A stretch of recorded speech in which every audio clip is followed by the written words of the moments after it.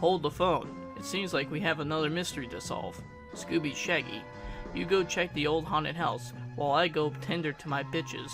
I like fuck you, Fred. Well, yeah, fuck you, Red. I like that's where P. Diddy keeps all his oil. Yeah, for Wacko. I like holy shit, Scoob. Did you just start mewing? Whoa, Wacky, I can't feel my face. Now, Scooby, you don't believe in the old legend that P. Diddy bought Baby Lou from Costco, do you? Whoa, I don't know, Fred.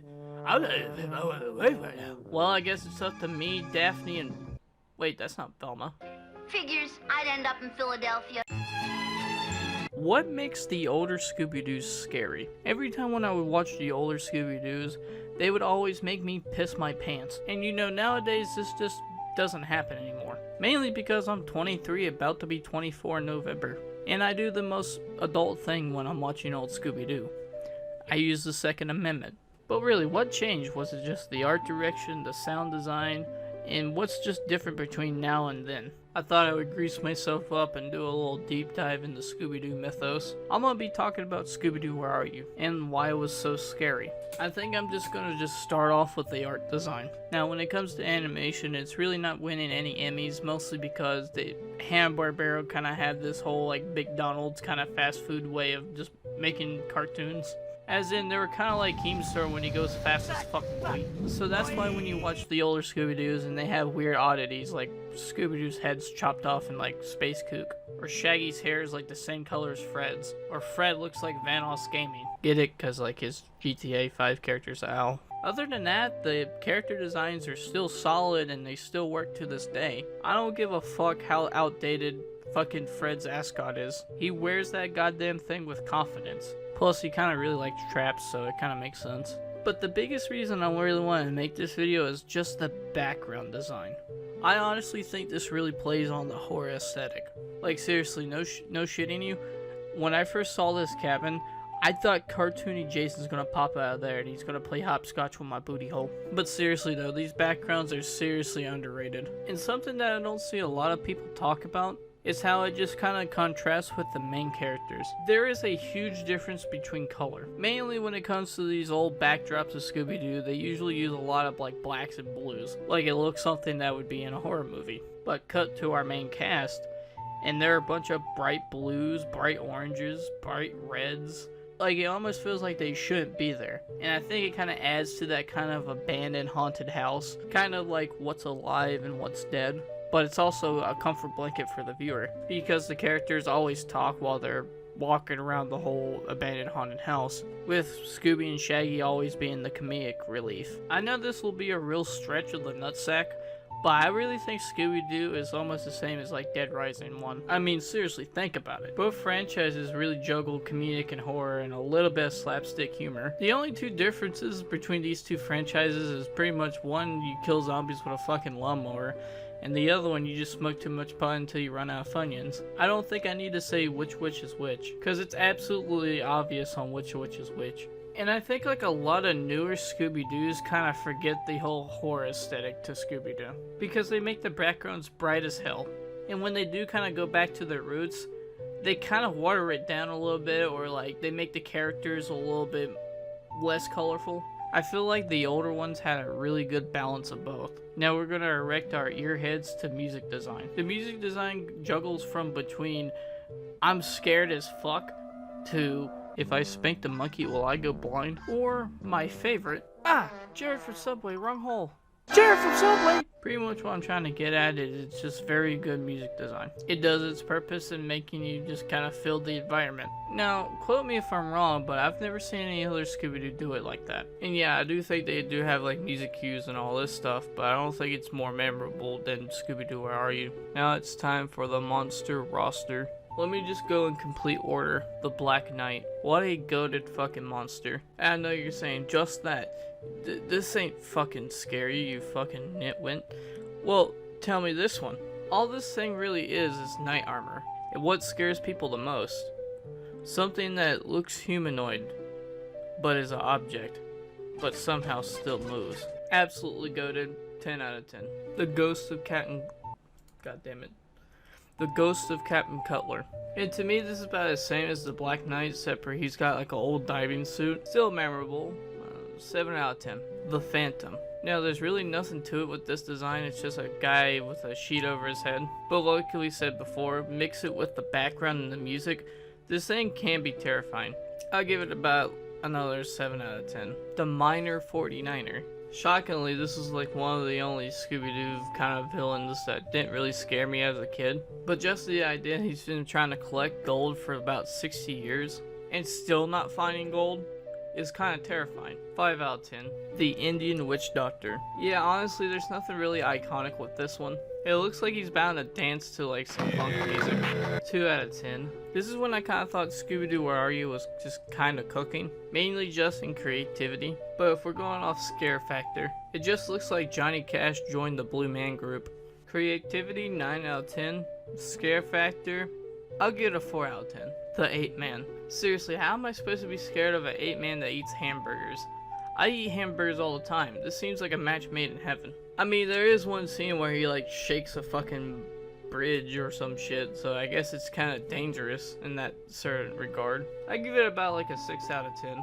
Charlie the Robot. This one's one of those very creative designs. It just almost has like an uncanny feeling, especially the way it looks but also moves. Pretty much what I was talking about before, where it's kind of like it's an object but you don't expect it to move, but then it moves. Like seriously, if this thing was coming after me, it would seriously be like Mike Tyson's Fight or Flight. Excuse me, fight or flight coming through. Excuse me, fight or flight is on its way. Excuse me, man, fight or flight. Creative, scary, 9 out of 10. The Puppet Master. Honestly, I think this one's extremely underrated. All this guy does for like half of the episode is just stalk the main cast. And that shit is fucking creepy. And I'm dead serious, he practically almost attempt murder. Gee, Velma, I wish we had a clue to a clue. Don't worry, Daphne. If we stick around here, we're bound to find something. Wow! We almost got hit by that sandbag! Just the idea that he almost killed one of the main cast and just how he just stalks everyone is fucking creepy as shit. And this was definitely one of the main players that made me always poop my britches when I watched it. Absolutely 12 out of 10. The Ghost Clown.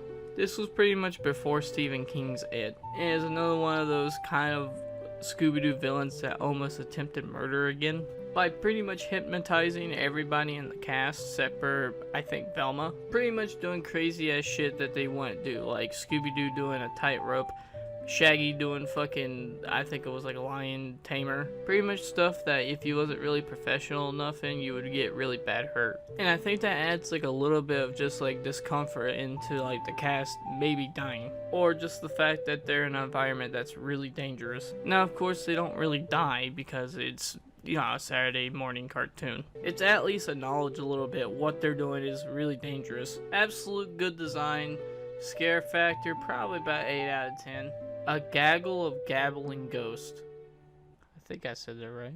Nothing really special, it's just your typical monster mash. It's still kind of cool that Scooby-Doo kind of paid homage to the classic monsters. The Wolfman's kind of relatable to me, mostly because I've been grinding the shit nuggets out of Counter-Strike stars, and I still haven't got an M4A1S at Fade. And this is kind of the face I make when I have to grind more stars. Relatable, 10 out of 10.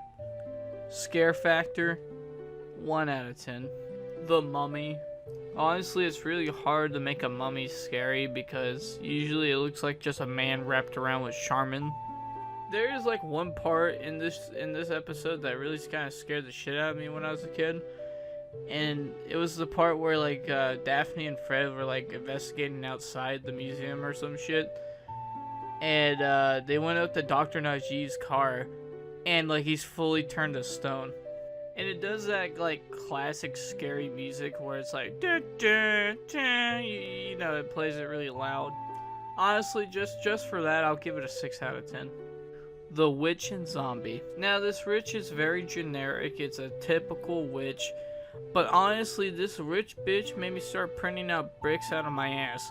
Mainly because of just one scene. There is this one scene in the fucking episode where she like goes like hog wild to the screen.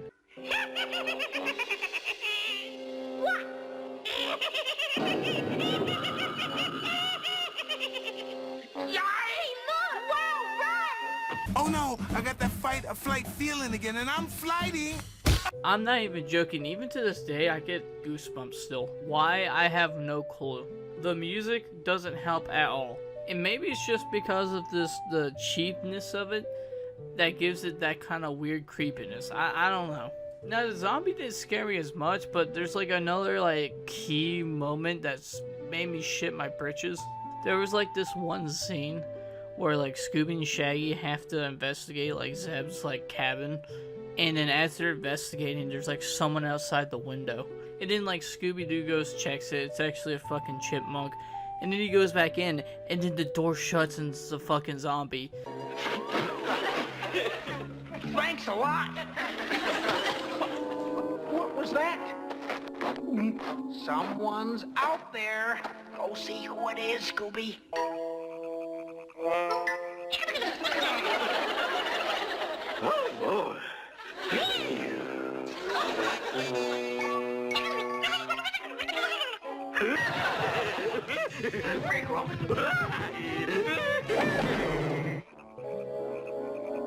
Eight-year-old me would have told you that's freaking terrifying. Simple design, but gets the job done. That is a 12 out of 10 fucking team up right there. Red beard. Now the whole thing with this guy is he's supposed to be kind of like a ghost pirate, but there's nothing in his design that tells me he's a ghost pirate. But don't worry though, they actually fixed this in like a later Scooby-Doo, I guess like season or episode or whatever. I think it was like with the Harlem Globetrotters, they just gave them no color. And yes, Scooby-Doo met the Harlem Globetrotters. Not once, not twice, thrice. Now why is that?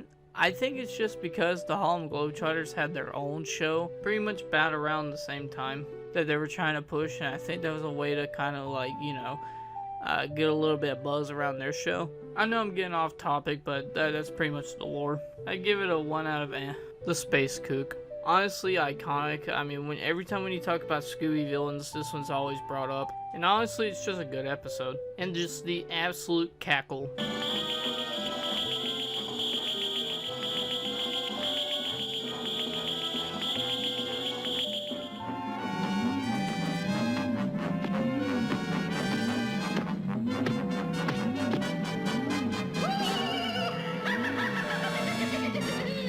Perfect all year round, scary factor, plus design, absolute 20 out of 20. The Snow Ghost. There's not really a whole lot to say. Every time when I watch Scooby-Doo, I usually pass this one, so I'd probably give it about 5 out of 10. The Ghost of Hyde. I didn't know this until now, but he kind of looks like Murdoch from Gorillaz, especially if he bought this mask.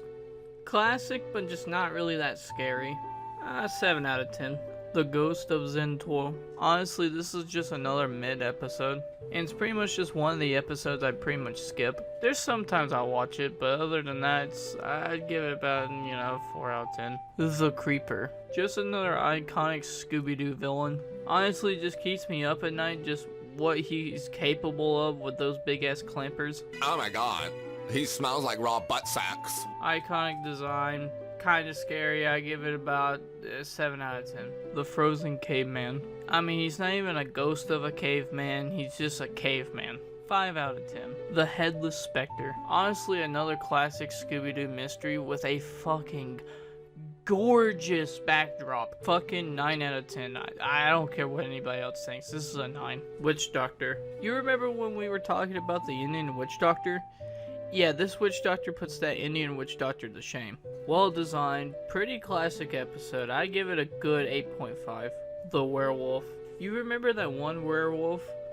Yeah, well this werewolf puts that werewolf into shame. This is another pretty much good design. But this one's actually dynamic because there's like one part of the episode where like his head gets shaven off, and it's like that for like the whole episode. Pretty good werewolf. I'll give it about 9 out of 10. The Wax Phantom. Now this guy really got shoved under the rug. You really don't see this guy really mentioned in the Scoobyverse that much, and it's kind of a damn shame because I think this one's very unique. I'm not joking. I don't really think there's actually a figure anywhere on the market, not even a Funko Pop of this character. Pretty much everything you need to know about this guy is in the title. It's a wax phantom. He was like put together by magic or some shit, some kind of lore or something, I can't remember. Other than that, I think it's honestly a very original character, and to not really see it get a lot of love is kind of disappointing. I give it about a good like 8.5 out of 10. I actually forgot to talk about a ghost, but it's actually not my fault. So I've been just listing them off pretty much off my Max subscription account until I realized an episode that I remembered that's not in the roster. For some reason Max only shows 16 episodes, but YouTube actually does 17. For some reason they cut Night of Fright is No Delight. For some reason they seriously cut a legendary episode from Scooby-Doo Where Are You? This fucking episode is so legendary. It was featured on Supernatural. I have no clue why they don't stream that episode, but honestly it's completely silly. Whatever the case is. But onto the last monster, the Phantom Shadow. It makes this phantom look like a Weenie Hut Jr. Just a more scarier appearance, rattling chains.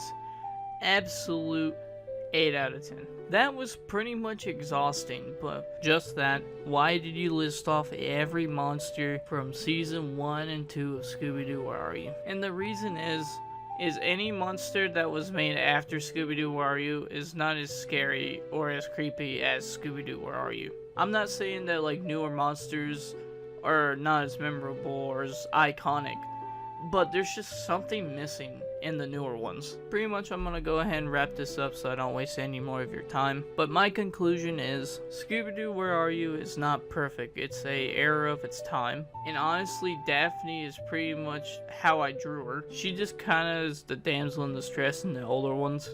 Or they used to say like danger prone Daphne. And she really doesn't do anything. And I guess the same thing could be also said for like Fred and Velma too. And honestly, I think that's where the newer Scooby-Doos have like done really better, and they made like all the characters have like a personality instead of just kind of stand there, you know, like find clues and that's it. But that's why I think Scooby-Doo Where Are You is scary.